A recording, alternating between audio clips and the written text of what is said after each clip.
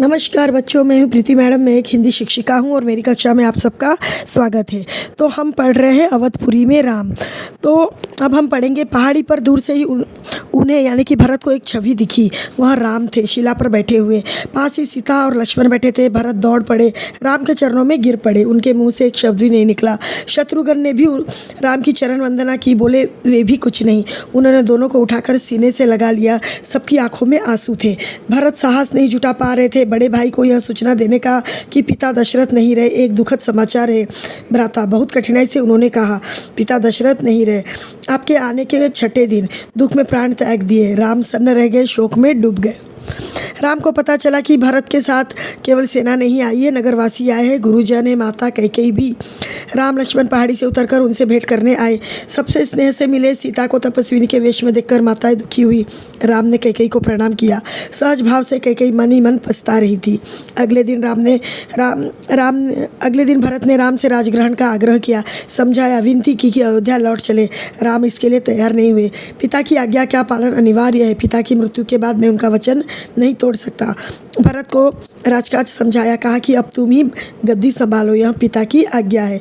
राम भरत संवाद के समय मंत्री और सभासद वहाँ उपस्थित थे, मुनि वशिष्ठ भी। भरत बार बार राम से लौटने का आग्रह करते रहे।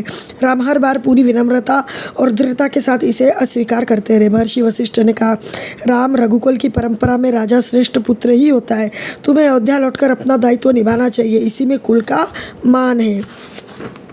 राम ने बहुत संयत स्वर में कहा, चाहे चंद्रमा अपनी चमक छोड़ दे, सूर्य पानी की तरह ठंडा हो जाए, हिमालय शीतल न रहे, समुद्र की मर्यादा भंग हो जाए, परंतु मैं पिता का आज्ञा से विरत नहीं हो सकता। मैं उन्हीं की आज्ञा से वन आया हूँ और उन्हीं की आज्ञा से भरत को राजगद्दी संभालनी चाहिए। राम किसी तरह लौटने को तैयार नहीं हुए। भरत के चेहरे पर निराशा के भाव थे, वे विफल हो गए थे राम को मनाने में। आप नहीं लौटेंगे तो मैं भी खाली हाथ नहीं जाऊँगा, आप मुझे अपनी खड़ाऊ दे दे। मैं 14 वर्ष उसी की आज्ञा से राजकाज चलाऊंगा। भरत का यह आग्रह राम ने स्वीकार कर लिया, अपनी खड़ाऊ दे दी।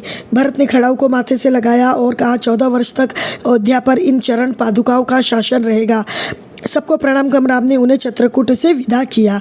राम की चरण पादुकाओं को एक सुसज्जित हाथी पर रखा गया। प्रतिहारी उन पर चवर डुलाते रहे। अयोध्या पहुंचकर भारत ने पादुका पूजन किया। कहा, ये पादुकाएं राम की धरोहर है, मैं इसकी रक्षा करूंगा, इनकी गरिमा को आँच नहीं आने दूंगा।